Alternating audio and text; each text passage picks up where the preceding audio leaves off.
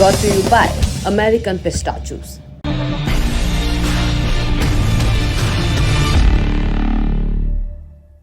प्रधानमंत्री मोदी विदेश चले गए हैं अपने अमेरिकी दौरे के लिए।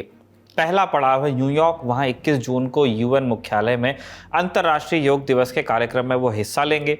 इसके बाद 22 जून को व्हाइट हाउस में उनका औपचारिक स्वागत होना है और राष्ट्रपति बाइडेन से उनकी मुलाकात होगी। इसके बाद रात में होगी दावत अमेरिकी राष्ट्रपति और जिल बाइडेन के आवास पर। फिर 23 जून को अमेरिकी उपराष्ट्रपति कमला हैरिस और विदेश मंत्री एंटनी ब्लिंकन के साथ प्रधानमंत्री का लंच है।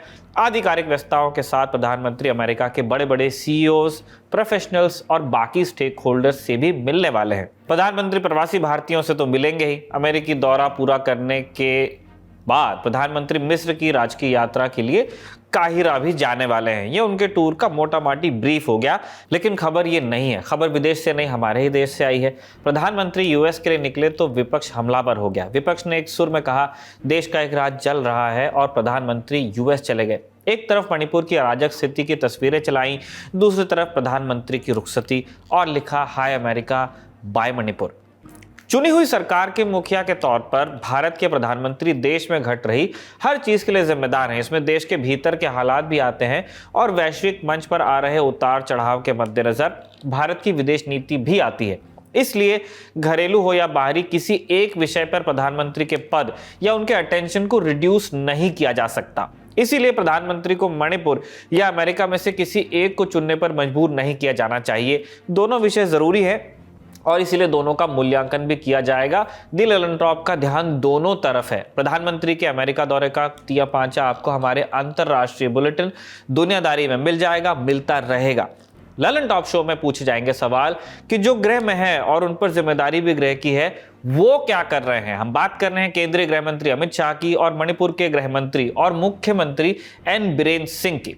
नमस्ते, मेरा नाम है निखिल और आप देख रहे हैं दी ललन टॉप शो। आज दिन की बड़ी खबर में आपको बताएंगे कि 1.5 महीने से चल रही हिंसा थम क्यों नहीं रही। सूबे के मुख्यमंत्री बीरेन सिंह क्या कर रहे हैं, उन्होंने समुदायों के बीच चल रहे तनाव में घी डाला है या मिट्टी, और गृह मंत्री अमित शाह के दौरे और प्रयासों में कितना पानी है और कितना लोहा। खबर और हाल के डेवलपमेंट्स पर आएंगे, मगर पहले आपको कुछ कहानियां सुनाते हैं। समुदाय से इतर एक तनाव जिंदगियों पर क्या असर डालता है वो आपको सुनना चाहिए। इम्फाल में डेविड अपने पिता के साथ मजदूरी करते थे। मणिपुर में हिंसा भड़की, लोगों की पहचान कर उनके जातीय पहचान के आधार पर निशाना बनाया गया, तो इन दोनों ने अपने मालिक के यहाँ पे शरण ली। बाप बेटे ने। मालिक ने कहा कि झगड़ा 1-2 दिन में खत्म होगा ही, तब तक आप लोग यहाँ रुक जाइए, झगड़ा खत्म हो जाएगा तो फिर से काम भी शुरू करना। लेकिन वो दिन नहीं आया। आए तो उपद्रवी। 4 मई को सैकड़ों उपद्रवी उस घर में घुस गए जहां मजदूर छिपे हुए थे। सबका आधार कार्ड चेक किया गया और उनकी पिटाई शुरू कर दी गई। उपद्रवी 3 लोगों को अपने साथ उठाकर ले गए, इनमें डेविड भी थे। उनके पिता असहाय देखते रह गए। इधर मालिक ने पुलिस को बुलाया, पुलिस आई और बाकी मजदूरों को सुरक्षित जगह लेकर जा रही थी। इसी बीच पुलिस के पास से खबर आई कि 3 लोगों की लाश मिली है। पिता को लगा कि अब उनका बेटा कभी वापस नहीं आएगा, लेकिन डेविड वापस लौट गए। दंगाइयों ने उन्हें खूब पीटा और मरा समझकर छोड़ दिया। वो अस्पताल के मुर्दा घर में पड़े रहे। शवों की शिनाख्त कर रही नर्स ने जब उनके शरीर में हरकत देखी, तब उन्हें आईसीयू में शिफ्ट किया गया। इधर घर में मातम का माहौल था। परिवार को करीब 5-6 दिन बाद पता चला कि डेविड अभी जिंदा है। हमारे साथी सिद्धांत और विजय ने डेविड और उनके पिता से बात की है, आप सुनिए। 4 तारीख में मालिक का घर में मैते लोग 100 से भी ज़्यादा आया। हम लोग पकड़ के और आधार कार्ड भी पूछता है, देखता है, फिर बोला है कुकी, सब कुकी है, ऐसे बोल के मारता पिता शुरू हो गया। फिर भगवान ने हमको बचाया है। हम 5 आदमी था।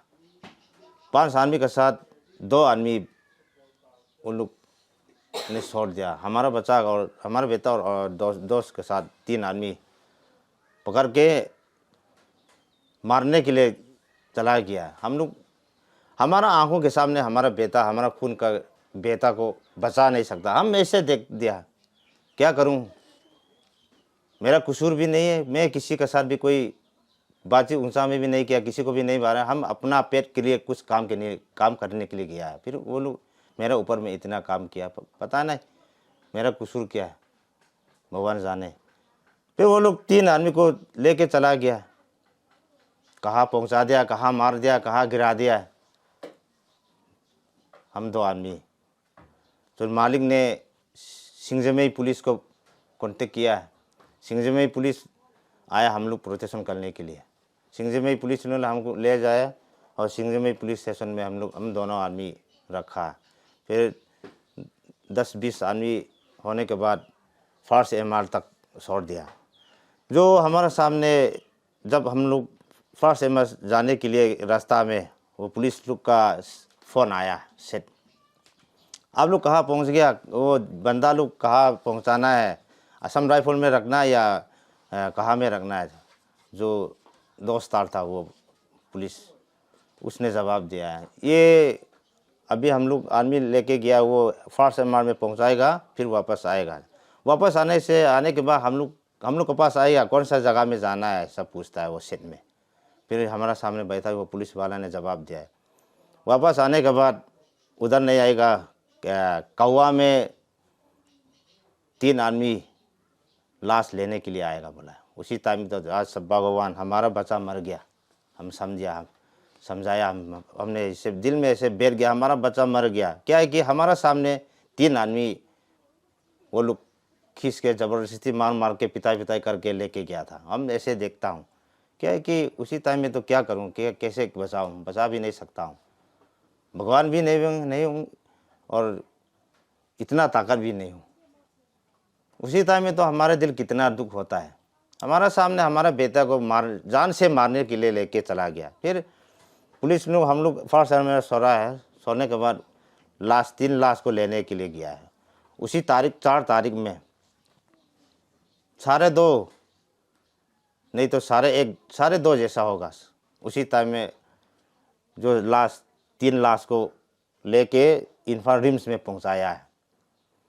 इन्फा रिम्स में पहुंचाया, उसी टाइम में भी हमारा बच्चा ये भी मर गया। फिर भगवान ने कैसे बचाया है, मुख में रखा है एक नर्स, कौन आदमी के पेशेंट कितना झगड़ा हुआ, कितना घायल हुआ, वो लोग देखने के लिए एक नर्स में ऐसे घूमते हमारा बच्चा को हाथ ऐसा हिला, उसको देखा है, उसको मुख से निकाल के ICU में रखा है। आपने डेविड की कहानी सुनी जो मुर्दा घर से जिंदा लौट आए, लेकिन मणिपुर हिंसा में खोए सारे युवा डेविड और उनके परिवार की तरह भाग्यशाली नहीं हैं। जांगब्लिन होनसाई उम्र इनकी 22 साल है। इम्फाल के एक पेट्रोल पंप पर नौकरी करते थे। परिवार में बूढ़ी माँ और 2 भाई थे जो गांव में रहते थे। 3 मई को हिंसा भड़की तो परिवार गांव छोड़कर कांगपोकपी के एक रिफ्यूजी कैंप में आ गया। अभी उनकी मां और परिवार के अन्य सदस्य रिफ्यूजी कैंप में ही हैं, लेकिन 4 मई के बाद से अब तक उनकी अपने बेटे से कोई बात नहीं हो पाई है। 47 दिन बीत चुके हैं। वो कैंप में अपने बेटे की फ़ोटो दिखा कर तलाश कर रही हैं। उन्हें नहीं पता है कि उनका बेटा अब कहाँ है, किस हाल में है। हमारे साथी सिद्धांत और विजय ने रिफ्यूजी कैंप में जांगब्लिन की माँ से बात की। आप सुनिए। इनकी कहानी क्या है, क्या कहानी है, रिलीफ सेंटर में कैसे आई?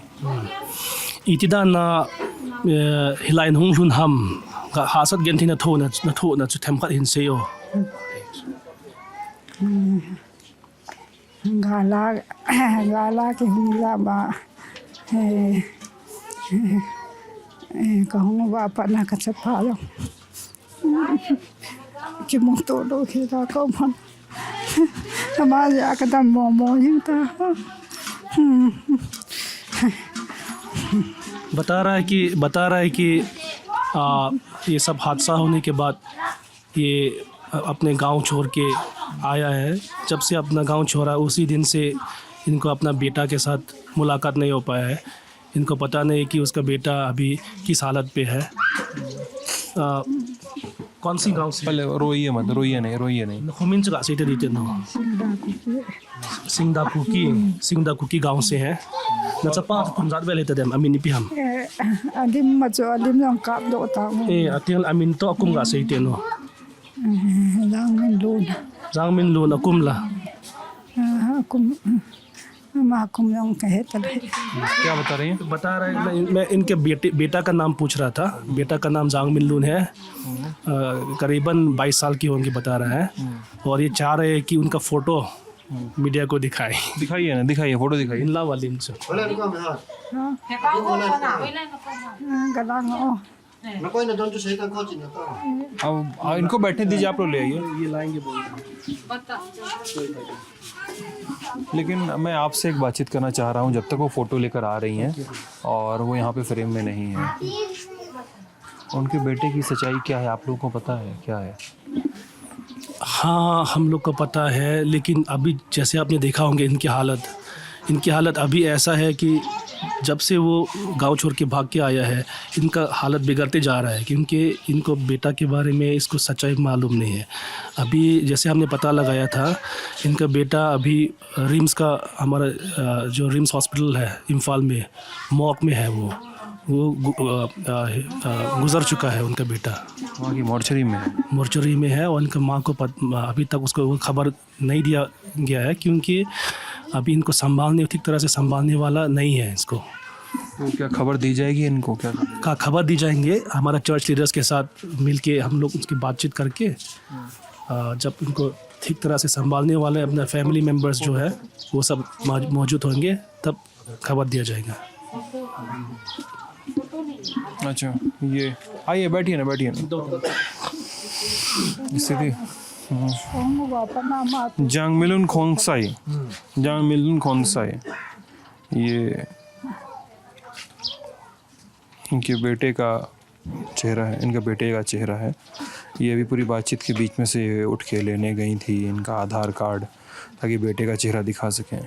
22 साल अगर आधार कार्ड की उम्र के हिसाब से माने तो 22 साल की उम्र हो जाती है, और सच जो है इनको अभी तक मालूम नहीं है। इसको ले लीजिए। बेटा करता क्या था इनका? नचपाच नि पिया न बॉलजी हम लेखसिम न लाई हम न तोंग हम न तोंग दिंगा ची फाया अची तिल ता गाल हुंबा निता है गहुं जाम दो पाई ले मा yang hui lang ge ke hello न yang के हेलो।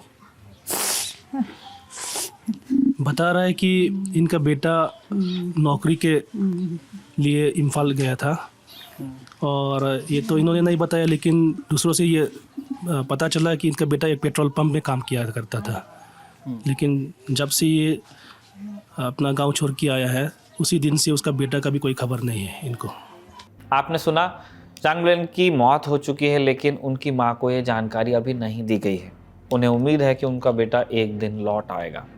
एक कहानी और है सोनिया की। चुराचांदपुर में उनका घर था, सब्जी बेचकर गुजारा करती थी, और जहाँ रहती थी वहाँ रहते रहते उन्हें अरसा बीत गया था। इसलिए उन्हें समझ ही नहीं आया कि आखिर अचानक कुछ लोगों ने उनका घर क्यों फूंक दिया। उधर में ये कुकी मिलिटेन है ना, हम लोग का मणिपुरी का कितना बस्ती 16 बस्ती है, वो लोगों को आग जलाया घर को। जितना मणिपुरी है ना, सब एक ही टाइम में वो लोग आग जला के घर को, हम लोग को घर जला के घर में हम लोग वो लोग ने भगाया है। हम 3 तारीख को आग जलाया है, शाम को 6 बजे 6:30 बजे उस टाइम से वो लोग ने घर आग जलाने के लिए शुरू हुआ है। शुरू होने के टाइम में हम लोग उधर में दूसरा घर हम जान बचाने के लिए कहाँ हम लोग भाग के एक ही घर में छुप के रहता है। और 4 तारीख को 3:30 बजे उस टाइम में ये आर्मी आया है।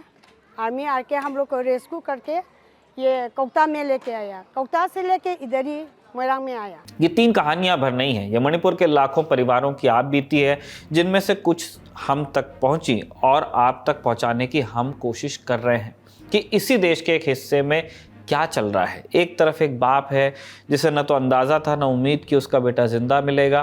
5-6 दिन बाद ये मालूम चला कि उनका बेटा मुर्दा घर में लाशों के बीच पड़ा हुआ है, उसमें सांस बाकी है। करिश्मे की कहानी थी। दूसरी तरफ एक माँ है, अपने घर से दूर है, राहत शिविर में है।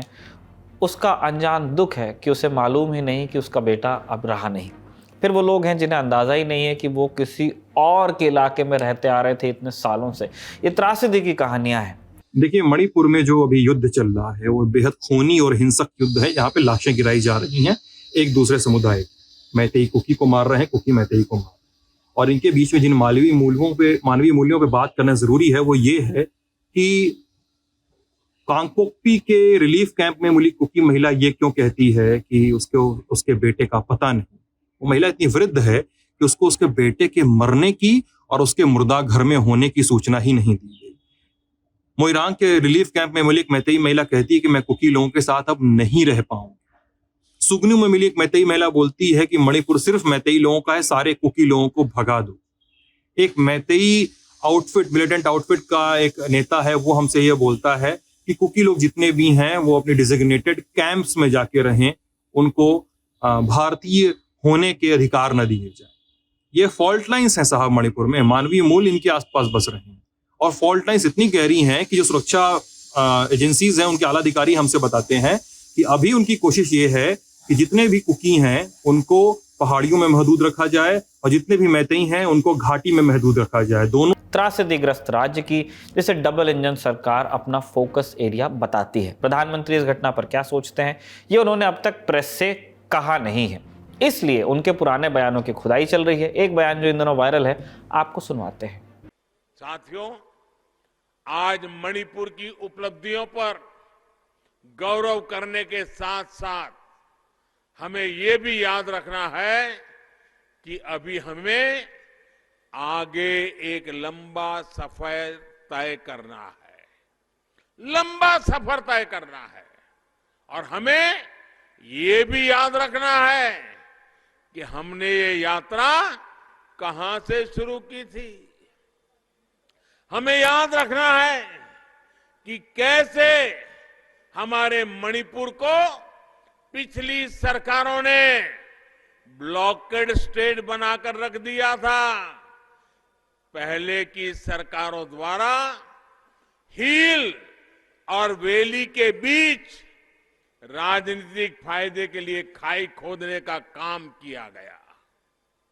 2022 की जनवरी में जिस राज्य के लिए प्रधानमंत्री कह रहे हैं कि पुरानी सरकारों ने उसे ब्लॉक स्टेट बना दिया, मैंने दिल्ली से उसका नाता तोड़ दिया, उसका आज हाल ये है कि 100 से ज़्यादा लोग मारे जा चुके हैं। तमाम विधायकों, राज्य और केंद्रीय मंत्रियों समेत 10,000 घर फूंक दिए गए हैं। वैसे 2022 में भी 5 साल से उन्हीं की सरकार चल रही थी, जिनका बयान है आगजनी की 4100 घटनाएं तो रिकॉर्ड पर हैं। डर के जिन लोगों को अपना घर छोड़ना पड़ा उनकी कोई गिनती नहीं है अभी फिलहाल। करीब 50,000 लोगों को राहत शिविरों में रखा गया है और सैकड़ों की तादाद में लोग मिजोरम और असम भागने को मजबूर हुए हैं। केंद्रीय सशस्त्र बल की 84 कंपनियां और असम राइफल्स के 10,000 से ज़्यादा जवान प्रदेश में तैनात हैं। फौज फाटा अलग से है जो आर्मी है, मगर जनता सरकार और सरकारी तंत्र की सुनने को तैयार नहीं है। यहाँ तक स्थानीय लोगों ने असम राइफल्स का भी राशन रोका है कई जगह। आखिरी बार आपने किस भीड़ में इतना दुस्साहस देखा था कि पुलिस से छीने हथियारों के बल पर सेना का रास्ता रोके, उसकी रसद रोके? ऐसी कोई एक घटना हुई हो और प्रेस उसका हवा बना रहा हो, ऐसा बिल्कुल नहीं है। इंडिया टुडे नॉर्थ ईस्ट की खबर है कि 19 जून को असम राइफल्स ने रात को तलाशी अभियान में थौबल में एक मोर्टार को जब्त किया। मोर्टार से आप गोला दाग सकते हैं, स्टीप एंगल पे, माने ये बेहद घातक हथियार है। 4 लोगों को गिरफ्तार किया गया। सुबह 4 बजे के करीब एक बड़ी सी भीड़ लिलोंग थाने पर इन चारों को छुड़ाने पहुंच गई। पूरे जिले में जगह जगह भीड़ ने जाम लगा दिया क्योंकि उनकी डिमांड थी कि जिनको पकड़ा है आप उनको छोड़िए। तो ये घटनाएं आपको बताती हैं कि मणिपुर में किस तरह का breakdown of law and order हुआ है। केंद्र की तरफ लौटते हैं, प्रधानमंत्री की तरफ। इम्फाल फ्री प्रेस की एक रिपोर्ट के मुताबिक मणिपुर के नेताओं के 3 प्रतिनिधिमंडल, 2 भाजपा के थे इनमें से और एक राज्य कांग्रेस का, 15 जून से दिल्ली में है, इस आकांक्षा के साथ कि वो प्रधानमंत्री के साथ राज्य की स्थिति पर मशविरा करना चाहते हैं। पीएमओ में अपॉइंटमेंट लगाया गया, अपॉइंटमेंट पर जवाब भी मिला। 5 दिन बीत गए, अब तो प्रधानमंत्री चले भी गए। बीजेपी विधायकों के दूसरे समूह ने भी पीएम के साथ मिलने का समय मांगा था, लेकिन उनके हिस्से आए रक्षा मंत्री राजनाथ सिंह, वित्त मंत्री निर्मला सीतारमण और राज्य के लिए पार्टी के प्रभारी संबित पात्रा। इंडियन एक्सप्रेस ने छापा है कि संबित पात्रा ने गृह मंत्री अमित शाह से फोन पर बात की है। जो उनकी मीटिंग में बात हुई है उनको उन्होंने पास ऑन कर दिया है। गृह मंत्री ने इसके जवाब में आश्वासन भी दिया है कि राज्य की क्षेत्रीय अखंडता को बनाए रखा जाएगा। भाजपा शासित राज्य में इस कदर हिंसा हो रही है और प्रधानमंत्री ने एक शब्द नहीं कहा। इस चुप्पी पर राजनीतिक विरोधियों के साथ साथ सिविल सोसाइटी ग्रुप्स और लोकल लोग सवाल उठा रहे हैं। लोगों का गुस्सा उन पोस्टर्स में भी दिख रहा है जिनमें नरेंद्र मोदी की तस्वीर है और लिखा है लापता। ऐसी भी खबरें आई कि मन की बात के प्रसारण के दौरान कुछ जगहों पर रेडियो सेट तोड़े गए और उसका वीडियो बनाया गया। प्रधानमंत्री तो एक राजकीय दौरे पर हैं, लेकिन इस बीच डबल इंजन का जो दूसरा इंजन है जो दौरे पे नहीं है, वो क्या कर रहा है? दूसरा इंजन अपील कर रहा है। मतलब मुख्यमंत्री बीरेन्द्र सिंह बार बार लोगों से हथियार सरेंडर करने की अपील ही कर रहे हैं अब तक। दर्शक जानते हैं कि कुकी और मैतेई दोनों ही समुदायों ने हथियार खाने लूट लिए हैं, आर्मरीज लूट लिए हैं। बहुत सेंसिटिव हथियार, ऑटोमेटिक हथियार नागरिकों के हाथ में, एम्यूनिशन है हजारों हजार राउंड। और इस लॉ एंड ऑर्डर की जर्जरता के बाबत जब ये अपील की जा रही है कि बीरेन्द्र सिंह अपना पद छोड़ें, तो इस पर कोई सुगबुगाहट नहीं है। कम से कम 9 मैतेई भाजपा विधायकों ने राज्य में कानून व्यवस्था से निपटने को लेकर बीरेन्द्र सिंह के नेतृत्व वाली सरकार का विरोध किया है। मैतेई हमने अलग से इसलिए जोड़ा क्योंकि सीएम इसी समुदाय से आते हैं, इसलिए आप इन मैतेई विधायकों की मांग को कुकी बनाम मैतेई के डिवाइड वाले लेंस से नहीं देख सकते। इंडियन एक्सप्रेस के साथ एक साक्षात्कार में पड़ोसी राज्य मिजोरम के एकमात्र राज्यसभा सांसद के वनलाल वेना ने भी कहा है कि बीरेन्द्र सिंह सरकार को हटा देना चाहिए और मणिपुर में राष्ट्रपति शासन लगा देना चाहिए। Vanlal vena Mizo national front से हैं। ये पार्टी भाजपा शासित एनडीए गठबंधन का ही हिस्सा है। कुकी विधायकों का दल तो पहले दिन से ही ये मांग कर रहा है कि बीरेन्द्र सिंह को हटाया जाए। फिर केंद्रीय विदेश राज्य मंत्री राजकुमार रंजन सिंह का उदाहरण हमारे सामने है। घर जल जाने के बाद उन्होंने भी अपनी पार्टी की सरकार को निशाने पे लिया और कहा कि ये पूरी तरह से लॉ एंड ऑर्डर का फेलियर है। उन्होंने क्या कहा था, हम आपको वर्बेटम सुना देते हैं, हिंदी अनुवाद, सॉरी वर्बेटम नहीं। वो कहते हैं, मैंने अपने राज्य के लोगों से इस तरह के व्यवहार की उम्मीद नहीं की थी। ये दूसरी बार है। मुझे बताया गया कि लोगों ने जाम लगा दिया और फायर ब्रिगेड को भी इलाके में घुसने नहीं दिया गया। मुझे नहीं पता कि ये लोग मुझ पर हमला क्यों कर रहे हैं। मुझे अपनी जान का भी खतरा लग रहा है। मणिपुर में कानून व्यवस्था पूरी तरह से फेल हो चुकी है। केंद्र सरकार की ओर से भारी संख्या में सुरक्षा बल भेजे जाने के बावजूद मौजूदा सरकार इसे कायम नहीं कर पाई। लॉ एंड ऑर्डर कायम न होने की बात करें। इन सारे बिंदुओं में बार बार एक बात रेखांकित हो रही है कि मणिपुर में एन बीरेन्द्र सिंह सरकार का इकबाल बड़े गंभीर सवालों के घेरे में है। इस बात की पुष्टि नहीं हुई है कि क्या केंद्र ने राज्य में अनुच्छेद 355 लगाकर नियंत्रण अपने हाथ में लिया, लेकिन ये ओपन सीक्रेट है कि मणिपुर में जो कुछ हो रहा है उस पर अगर किसी का भी थोड़ा भी नियंत्रण है तो वो केंद्र है, न कि बीरेन्द्र सिंह सरकार। सिक्योरिटी एडवाइजर सेंटर से भेजे गए हैं, नए डीजीपी काडर बदलकर सूबे में भेजे गए हैं और सेंट्रल फोर्सेस की तैनाती को बढ़ाया गया है। अगर ये सारी चीजें वांछित नतीजे नहीं दे पा रही हैं तो सरकार को क्या किसी दूसरे कदम के बारे में सोचना चाहिए। क्या भारतीय जनता पार्टी में बीरेन्द्र सिंह की जगह अंगद के पांव की तरह मजबूत है, जो पार्टी अब तक फैसला नहीं ले पा रही, या मैतेई समुदाय की नाराजगी ना मोल लेने का रिस्क बीजेपी को रोके हुए है? ये कुछ ऐसे सवाल हैं जिनके जवाब यहाँ स्टूडियो से नहीं दिए जा सकते हैं। विशेषज्ञ इन पर टिप्पणी कर सकते हैं, आप उनसे सुनिए। कुछ लोग जनरली भी जब ऐसी घटनाएं होती हैं किसी भी प्रदेश में, बहुत सारे महत्वाकांक्षी पॉलिटिशियंस होते हैं जिनको मौका लगता है कि यही मौका है चौका मारने का। तो ऐसे अपॉर्चुनिज्म से बचना चाहिए। मुझे लगता है शायद इसीलिए केंद्रीय नेतृत्व भी समय दे रहा है। अगर आपने एक ओपनिंग भी क्रिएट करी तो सभी महत्वाकांक्षी लोग राजनीति पे उतर आएंगे, तो फिर प्रदेश को कौन संभालेगा? तो मुझे लगता है ये मैच्योरिटी दिखाती है बीजेपी की भी, वो कैसे हैंडल कर पाती है सिचुएशन को। बट ये राजनीति है, इस विषय में जाने का कोई मतलब नहीं है। उसमें जो इशू है उसकी सेंसिटिविटी खत्म हो जाती है, क्योंकि राजनीति तो चलती ही रहेगी, घर जले या ना जले, राजनीति तो होगी। तो उस विषय को हमें किनारे रखना चाहिए। एडमिनिस्ट्रेशन जैसे काम कर रहे हैं, इससे एक मैसेज तो मैतेई कम्युनिटी के पास गए है कि बीरेन्द्र सिंह अभी मैतेई के साथ है। तो इससे मैतेई कम्युनिटी के बीच में बीरेन्द्र सिंह के जो पकड़ है और जो पॉपुलैरिटी है वो पहले से बढ़ गए। अब ये ध्यान में रखना होगा, मणिपुर में 60 में से 40 सीट इम्फाल वैली में है जहां मैतेई वोटर्स डिसाइड करते हैं। तो इस समय बीरेन्द्र सिंह को अगर बीजेपी हटा भी देते हैं या कोई भी सख्त कदम उठा लेते हैं बीरेन्द्र सिंह के खिलाफ, तो होता क्या है कि मैतेई के बीच में जो बीजेपी के पकड़ है वो थोड़ा ढीली पड़ जाते हैं।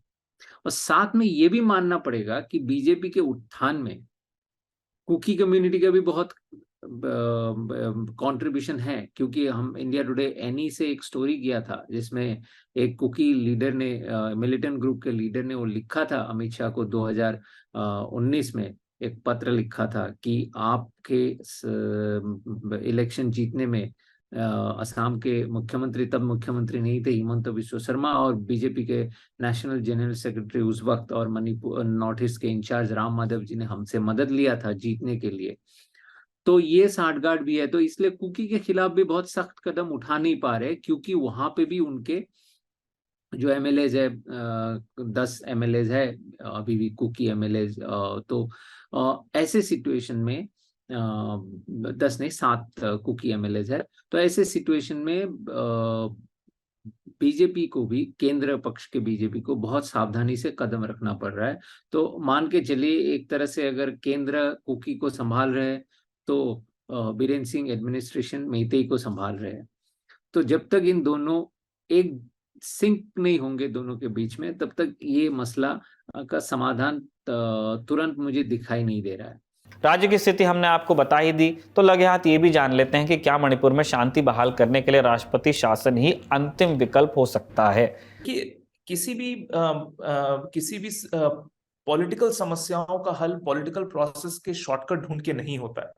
इस चीज को समझना चाहिए। एक लास्ट रिजॉर्ट जरूर प्रेसिडेंट रूल हो सकता है, लेकिन जो चुनी हुई चुनिंदा वॉइसेस हैं, जो कि पब्लिक ने रिप्रेजेंट करने के लिए उनको असेंबली में भेजा है, चुनकर भेजा है, सारे समस्याओं का हल प्राइमा फेसी उनके साथ ही डिस्कशन करके होता है। अगर आपने इस पूरे पॉलिटिकल रिप्रेजेंटेटिव सिस्टम को अगर बाईपास कर दिया, तो केंद्र सरकार बात किससे करेगी, किस चीज को कैसे लागू करेगी?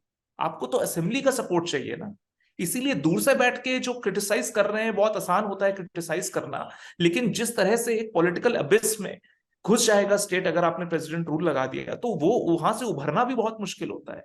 ये कह देना बहुत आसान है कि नहीं आज आप प्रेसिडेंट रूल लगाइए, कल आप चुनाव कर दीजिए, परसों नई सरकार आ जाएगी। ऐसा होना इतना आसान होता तो अभी तक हल हो गया होता इस समस्या का।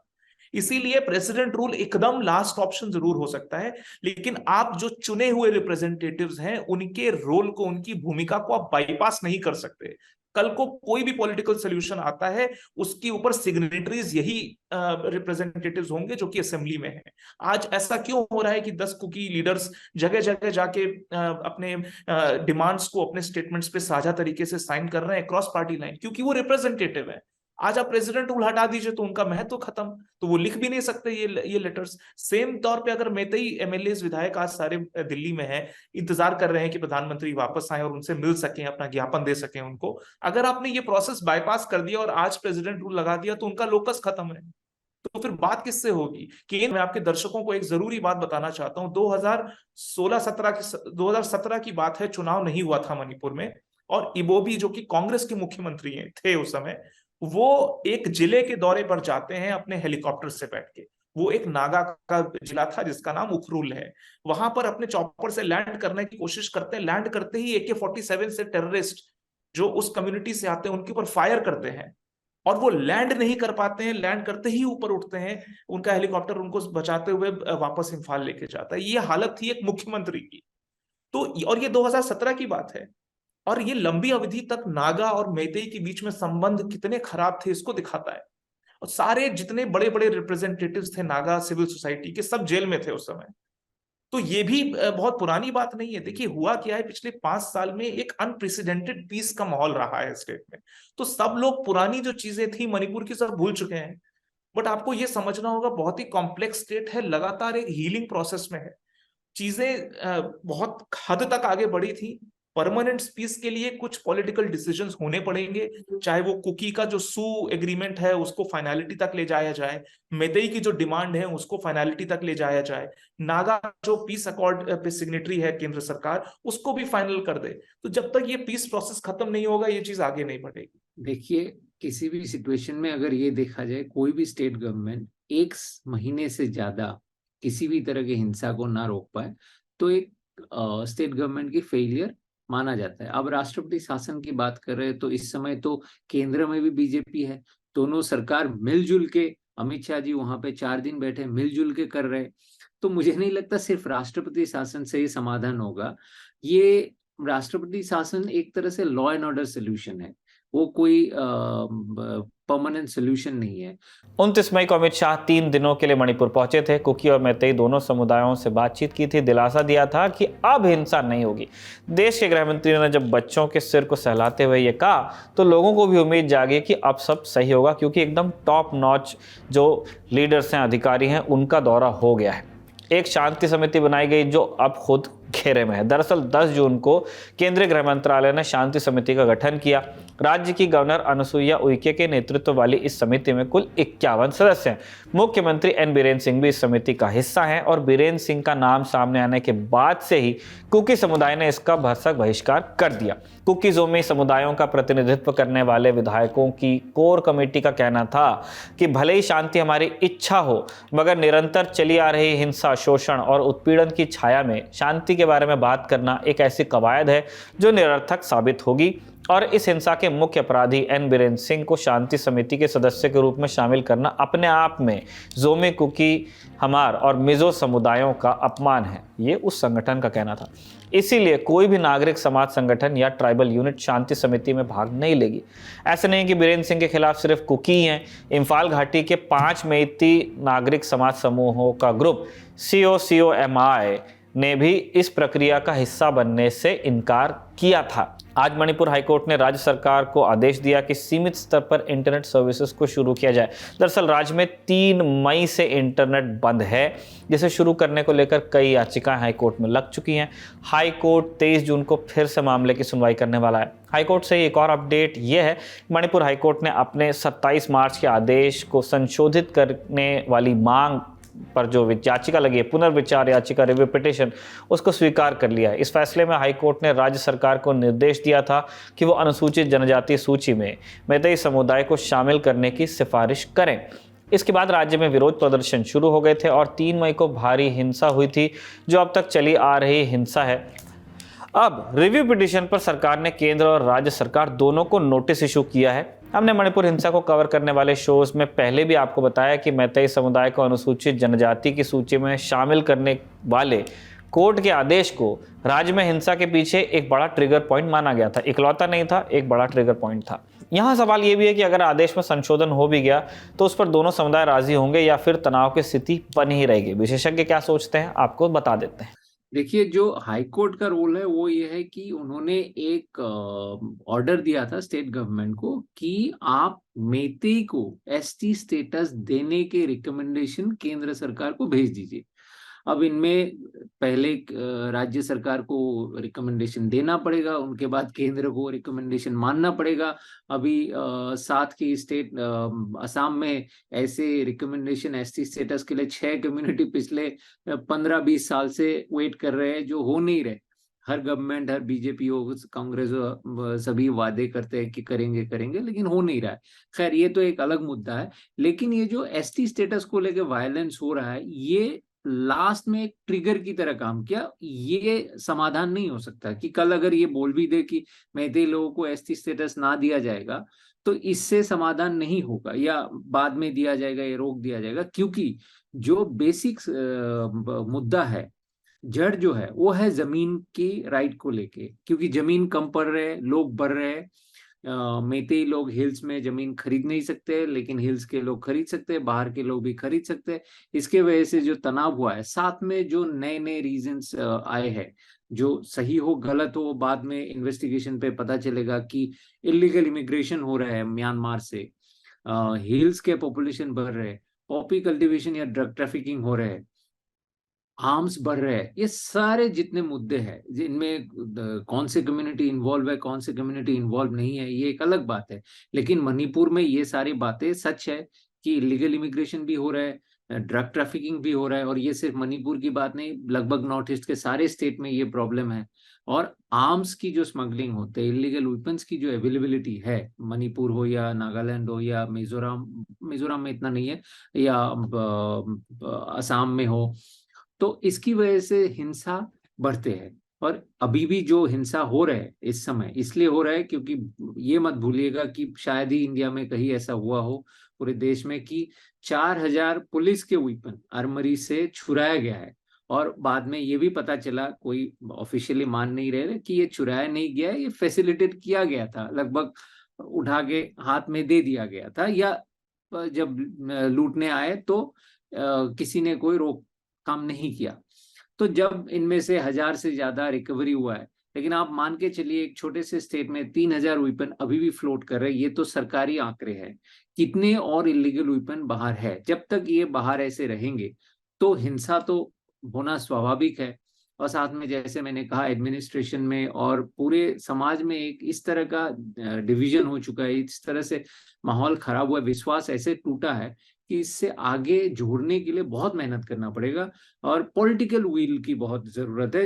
अभी इस समय किसी भी साइड का पॉलिटिकल पार्टी हो, पॉलिटिकल ग्रुप हो, किसी भी साइड का मुझे वो पॉलिटिकल विल दिखाई नहीं दे रहा है। सबका यही मकसद लग रहा है कि किसी भी तरह ये जो हिंसा अभी जो घटना घटी है या जो सिचुएशन है, इनका पॉलिटिकल फायदा कैसे उठाया जाए, ये ना देखते हुए कि बाद में पॉलिटिक्स किया जाएगा। अभी के लिए तो शांति और जो भाईचारा है दोनों कम्युनिटी में वो वापस आए।